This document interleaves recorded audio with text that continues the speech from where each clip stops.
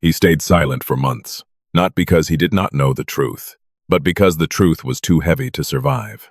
Before we go any further, do not leave yet. If a single detail in this record unsettles you, stay with it. Listen closely. The story that followed Yu Menglong's death did not spread like ordinary celebrity news. It moved like a cold draft through a sealed building, slipping under doors, finding every crack, and leaving behind the same question in every language.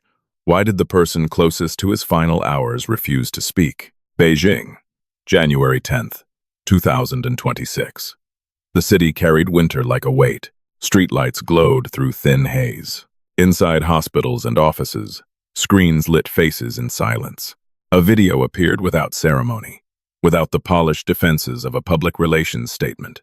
A doctor, world-renowned in his field, sat before a camera and looked older than his credentials should have allowed. His posture was rigid. His hands, visible at the edge of the frame, trembled in a way that suggested fatigue beyond the physical. He did not begin with medical terms. He began with confession. He said he had remained silent out of respect. He said he had remained silent out of fear. He said he had remained silent out of grief. The words did not sound rehearsed. They sounded like something that had been lodged in the throat for months, swelling with every rumor, every headline, every late-night thread of speculation that treated a death like entertainment. His voice carried the strain of someone who had been questioned by strangers and haunted by memory in equal measure. For months, the public narrative had been a patchwork. There were claims of sudden illness. There were whispers of hidden complications. There were insinuations of interference. Each theory fed on the absence of an authoritative account. Each new fragment promised closure and delivered only more noise. In that vacuum, fans mourned and investigated at the same time, building timelines from interviews, photos, canceled schedules, and the quiet edits that follow a crisis.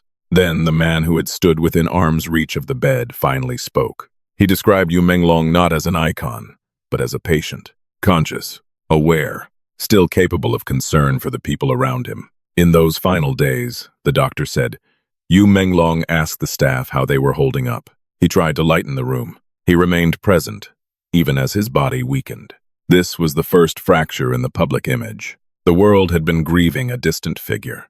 Now it was being asked to grieve a human being who had carried pain without spectacle. The doctor acknowledged that the condition had been more complex than what was publicly reported. He alluded to interventions performed behind closed doors, guarded not by secrecy for secrecy's sake, but by an insistence on dignity. He spoke carefully, as if every sentence could cut in two directions. Patient privacy stood on one side.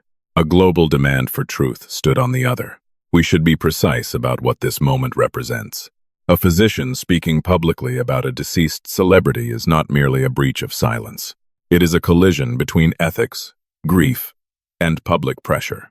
It suggests that ordinary boundaries have failed. It suggests that the doctor believed silence itself had become a kind of harm. He did not provide every detail. He did something more dangerous. He confirmed that some rumors were partly true, some were false, and the reality was more complicated than anyone imagined. He said there were factors beyond the hospital environment that affected the course of care.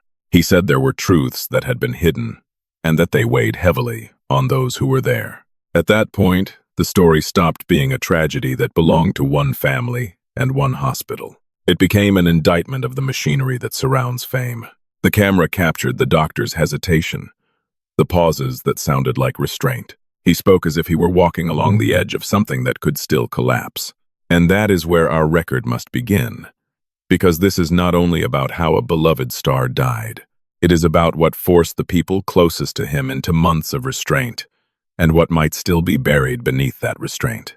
Because this was never just a medical tragedy. It was a carefully constructed silence. What the public never witnessed were the hours that stretched endlessly inside the hospital room. Time there did not move forward in a straight line. It stalled.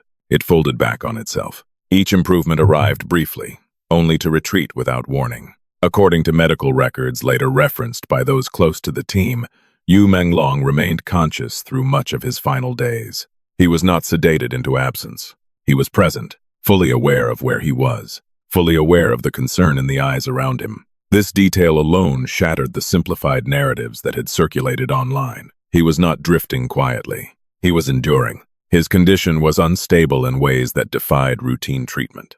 Multiple organ systems showed signs of acute stress. Vital indicators fluctuated sharply, sometimes within the same hour. Monitoring charts revealed moments of cautious optimism followed by sudden reversals that forced the team to act without delay. Decisions were made in real time, often with incomplete information, under circumstances where every minute carried irreversible weight. Behind closed doors, interventions were performed that would never be announced to the public, not because they were experimental in a sensational sense, but because they were invasive, high risk, and deeply personal. Procedures that left marks not meant for speculation, choices that balanced survival against dignity. The doctor later explained that these details were intentionally shielded to preserve Yu Menglong's humanity in a world that had long consumed his image. Despite the physical deterioration, those present described his mental clarity as striking. He asked questions. He listened. He noticed exhaustion in others before acknowledging it in himself. On more than one occasion, he expressed concern for the staff working long hours at his bedside. He thanked them. He encouraged them to rest when they could. These moments did not resemble a farewell. They resembled a man refusing to disappear quietly. There were instances of laughter, brief, fragile, almost out of place.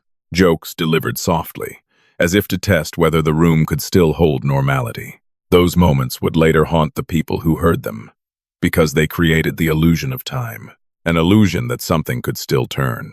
Medical notes indicate that treatment plans were adjusted repeatedly. Protocols were revised. Specialists were consulted. Each decision carried risk. Each carried hope. And each carried the unspoken understanding that failure was not abstract. It had a face. It had a voice. It had a presence that could still ask how everyone else was coping. What made these days particularly difficult was not only the medical complexity, but the isolation surrounding them. Information moved slowly, selectively, and sometimes not at all. Family members were shielded from details deemed too volatile. The public remained entirely removed, receiving only sanitized updates that conveyed stability without revealing volatility. This separation was not accidental. It was strategic.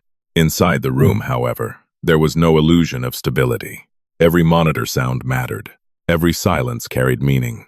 Nurses learned to read expressions instead of numbers. Doctors learned to weigh words before speaking, knowing that reassurance could become betrayal if circumstances changed. At one point, according to the physician's later account, there was a window when the team believed they might stabilize him. The indicators aligned just enough to suggest progress. Plans were discussed. Contingencies prepared. It was the kind of moment that encourages belief, even among professionals trained to distrust it. That moment did not last. The decline that followed was abrupt, not dramatic in the cinematic sense, but relentless, the kind that erodes certainty rather than shattering it. Interventions continued.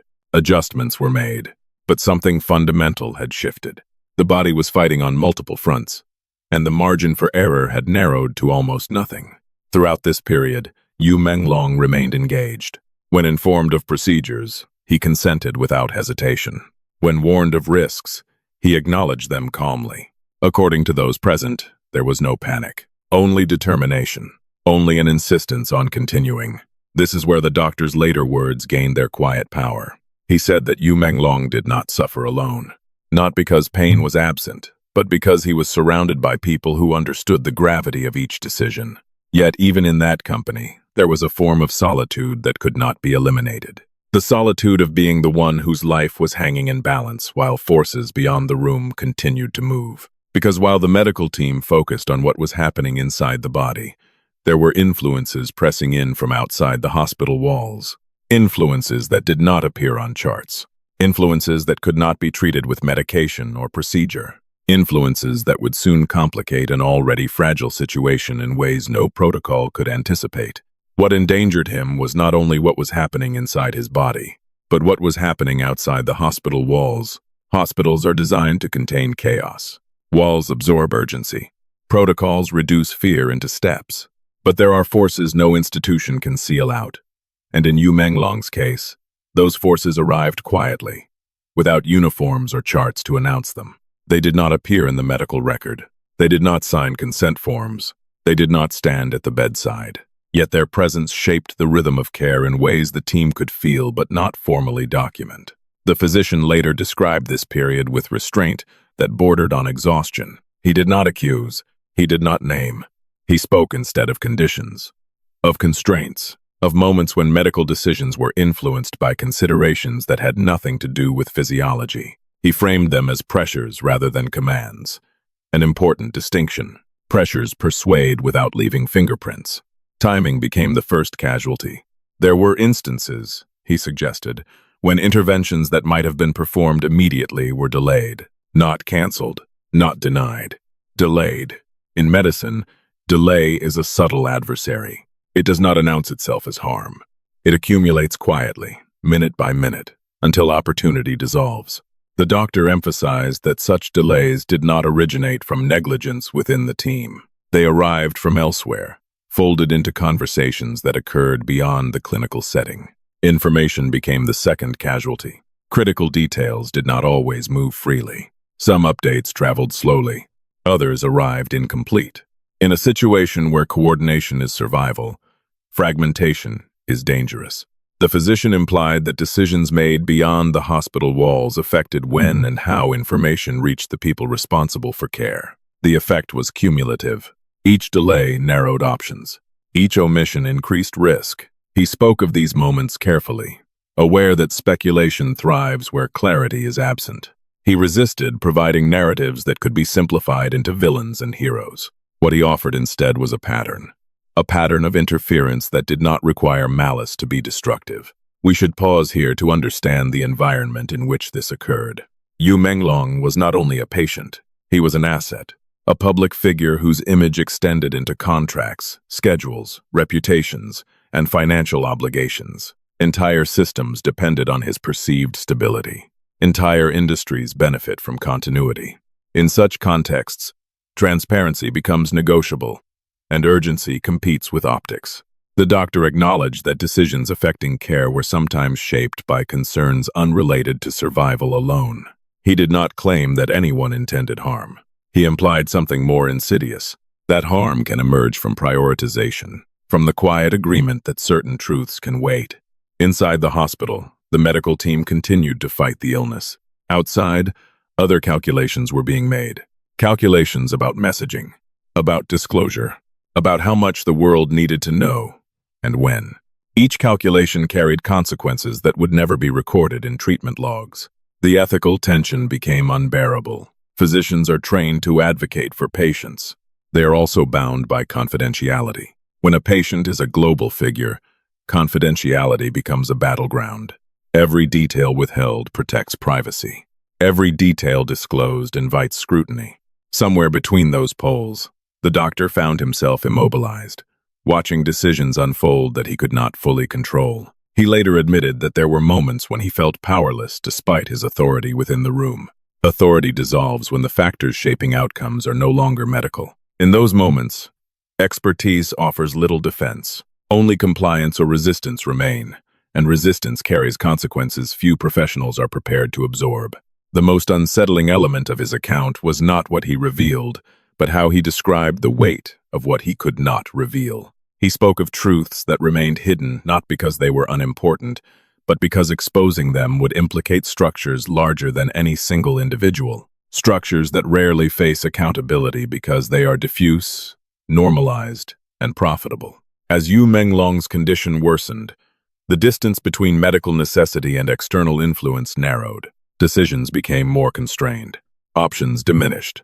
The doctor described a sense of inevitability creeping into the room, not because the illness had won outright, but because time had been mismanaged. When the end came, it did not arrive with dramatic confrontation. It arrived with exhaustion, with the quiet recognition that the window for reversal had closed. For those present, grief mixed with a deeper unease, a suspicion that the outcome was not solely dictated by biology. In the months that followed, the doctor remained silent, not because he lacked conviction, but because speaking would require crossing boundaries that medicine treats as sacred. Silence became his punishment and his protection. Each rumor intensified it. Each theory distorted it. When he finally spoke, he chose his words with surgical precision. He confirmed the existence of external pressures without naming them. He acknowledged interference without assigning intent. He framed the tragedy as the result of forces converging at the worst possible moment. Some decisions, he said, were made far away from the hospital, and they arrived too late. When the truth became a movement, the confession did not spread slowly. It detonated. Within minutes of the video appearing, fragments of the doctor's words were circulating across platforms, translated into dozens of languages, stripped of context, and then reassembled into something larger than the original message. Grief moved faster than verification. Outrage followed close behind. For months, fans had been suspended in uncertainty. Now, uncertainty had a voice. Hashtags surged as if coordinated by instinct rather than planning. Calls for justice re-emerged with renewed force. Digital spaces transformed into memorials and tribunals at the same time. Candles flickered on screens. Artwork appeared overnight. Long threads dissected every pause, every hesitation in the doctor's speech, treating silence itself as evidence. What distinguished this reaction from ordinary celebrity mourning was its persistence. This was not a momentary outpouring. It was an organized response. Fans did not only grieve, they archived. They compared timelines. They cross-referenced interviews, canceled appearances, and official statements. What had once been dismissed as speculation now felt validated by the doctor's careful acknowledgement of hidden factors. Physical demonstrations followed. In major cities, crowds gathered quietly at first, holding photographs and handwritten signs that asked the same question in different words. Why did the truth take so long? Why did the story change only after death? Why did those closest to the final days feel unable to speak? The protests remained largely peaceful, but their scale unsettled authorities. They were not fueled by a single accusation. They were fueled by absence, by the sense that something essential had been withheld, and that withholding had consequences. Medical professionals began to weigh in publicly. Some praised the doctor's courage, noting the extraordinary ethical burden of speaking about a patient, especially one whose life had been consumed by public attention. Others were more cautious, warning against conflating emotion with evidence. Yet even the most restrained commentary acknowledged the same reality. It is rare for a physician to speak in this way unless silence has become untenable. Industry insiders added another layer. Anonymous accounts from colleagues and crew members began to surface, describing schedules that continued despite visible decline. Environments where concern was present but constrained by obligation. These accounts did not contradict the doctor's statements. They reinforced them. They suggested a system that normalized endurance at the expense of transparency. As the story expanded, international media reframed it. What had begun as a personal confession was now described as a case study in the hidden costs of fame. Analysts spoke of structural pressure, of industries built to prioritize continuity over vulnerability. Yu Menglong's death was no longer discussed as an isolated event. It became a symbol. The doctor remained largely silent after the initial statement. He did not engage in debate. He did not clarify his hints. His absence became part of the narrative. To some, it signaled restraint. To others, it confirmed the weight of what could not be said. Every refusal to elaborate intensified speculation, but it also underscored the seriousness of the boundary he had crossed already. Families of other public figures watched closely. Advocates for mental health and labor reform cited the case as evidence of systemic failure. Petitions demanding transparency accumulated signatures at a pace that outstripped previous campaigns. Online vigils ran continuously, synchronized across time zones, creating a sense of collective witness. The question shifted. It was no longer simply what happened to Yu Menglong. It became what happens when truth is delayed by design, when institutions protect themselves through silence, when the burden of restraint falls on individuals least equipped to carry it alone. Authorities acknowledged the public response without committing to action. Statements emphasized respect for privacy, ongoing review, and the complexity of the situation. To many, these words sounded familiar. They sounded like the language that precedes inaction. The doctor's confession had achieved something irreversible. It reframed silence as a choice, rather than a necessity. It forced a reconsideration of responsibility that extended beyond any single decision or delay. The truth, once spoken, refused to remain contained. The movement continued to grow not because it promised resolution, but because it offered recognition. Recognition that the loss was not only personal, recognition that endurance had been demanded without consent, recognition that some systems rely on the assumption that the public will eventually move on. This time, they did not. The truth had finally been spoken, but the consequences had only just begun. When the noise finally settled, what remained was not relief. It was weight. Yu Menglong's death, once framed as a tragic but distant event, had been pulled back into focus with unsettling clarity, not through leaked documents or official reports, but through the voice of someone who had stood closest to the truth and waited too long to speak it. The confession did not solve the case. It changed its shape. For the public, the story was no longer about a sudden loss. It became a study in restraint, in what happens when truth is postponed in the name of protection, and how that postponement reshapes grief into suspicion. Fans who had once searched for comfort now searched for accountability, not out of malice, but out of necessity. Silence, once accepted as respect, was now understood as isolation. For the doctor, the act of speaking did not bring peace. It brought exposure. He had crossed an invisible boundary that medicine treats as sacred, not to satisfy curiosity, but to restore humanity to a narrative that had stripped it away. His words did not accuse, they acknowledged. And in doing so, they placed a mirror in front of systems that prefer opacity over reflection. The industry responded cautiously. Statements were measured. Language was neutral. Yet beneath that restraint was an unspoken recognition that something fundamental had shifted. Yu Menglong was no longer only remembered for his work or his talent. He was remembered for what he endured without public consent, for the cost of maintaining continuity when vulnerability was inconvenient. Families of other public figures watched closely. Advocates cited the case as evidence that silence, when institutionalized, becomes structural harm. The conversation expanded beyond one name, one hospital, one city. It reached into broader questions about labor, health, and the ethics of endurance. There was no formal resolution, no announcement that closed the file. Authorities spoke of reviews and considerations, careful not to promise outcomes they might not deliver. For many, that restraint felt familiar. It echoed the same delay that had defined the months before the confession. Yet something irreversible had occurred. The truth, once voiced, refused to retreat. It lingered in discussions, in memorials, in the persistent refusal of the public to forget. Yu Menglong's legacy was no longer confined to the screen. It lived in the questions that followed him. Questions about how much silence is demanded before it becomes violence. Questions about who benefits when truth arrives too late. Some truths do not save lives. They arrive after the final breath has been taken, but they can still alter what comes next. They can still dismantle the rituals of quiet compliance that allow harm to repeat itself unseen. Yu Menglong's story did not end with closure. It ended with awareness, and awareness, once awakened, does not fade easily. Some truths arrive too late to save a life, but not too late to change what comes next.